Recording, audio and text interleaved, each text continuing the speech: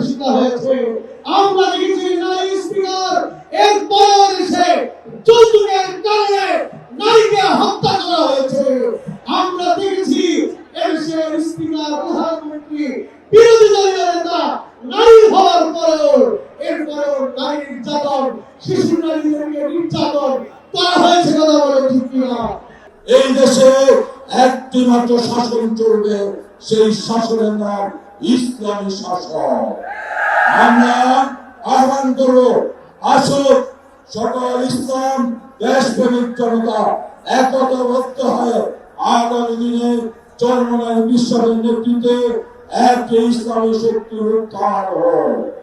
বন্ধুগণ, আমরা কি করব? আজকের এই সমাবেশ থেকে নিয়ে পাড়া মহল্লায় দাওয়াতি কাজ করে ইসলাম শাসন প্রতিষ্ঠার জন্য সকল মানুষকে সংঘবদ্ধ করে আগামী দিনে হাত পাখা বিজয়ের জন্য ইসলাম প্রতিষ্ঠার জন্য কাজ করব।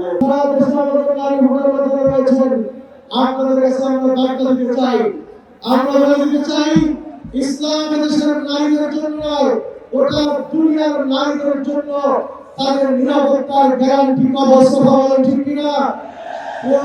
আমরা স্বাধীনতা উত্তর দেখেছি বাংলাদেশে অনেক নারী সংগঠন নারীদের পক্ষে কথা বলেছে।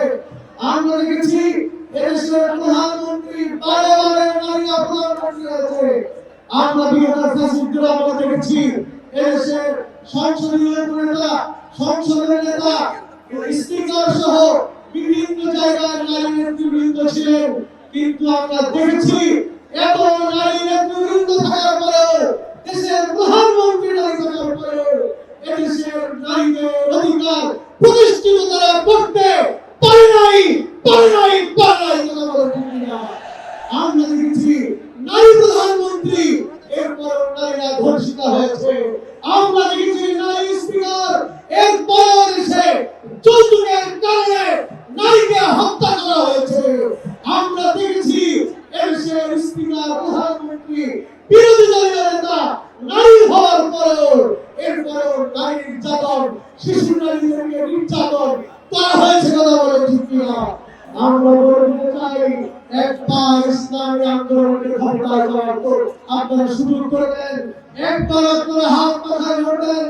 আমরা স্পষ্ট বলে দিতে চাই, যদি হাত পাখা ক্ষমতায় যায়, আপনারা যদি দায়িত্ব দিতে পারেন, আমরা গ্যারান্টি দিয়ে বলতে পারি এদেশের নারীদের নিরাপত্তার চূড়ান্ত গ্যারান্টি ইসলামী আন্দোলন বাংলাদেশের আমি আপনাদেরকে প্রদান করবে ইনশাআল্লাহ। আমাদের ইতিহাস আছে, আমরা বলতে চাই, আমাদের নবী বলেছিলেন তৎকালীন সময়ে, তিনি বলেছিলেন ইয়াসিরুর রাকিব ইনসান আইলা হারামাও। এটা বলে তিনি বুঝাতে চেয়েছেন পুরো আরব উম্মতি জাজিরাতুল আরবের মধ্যে তৎকালীন সময়ে ইসলামী সাম্রাজ্য রাষ্ট্র ছিল।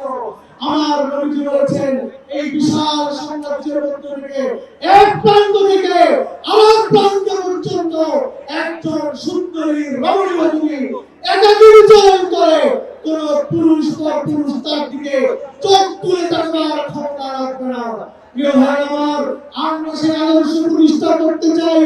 আমরা স্পষ্ট বলে দিতে চাই, যদি ইসলামী আন্দোলন বাংলাদেশ ক্ষমতায় যায়, নারীরা তাদের অধিকার পাবে, তারা তাদের নিরাপত্তা পাবে, যৌতুক বাংলাদেশের জন্য চিরতরে বিদায় নেবে ইনশাআল্লাহ।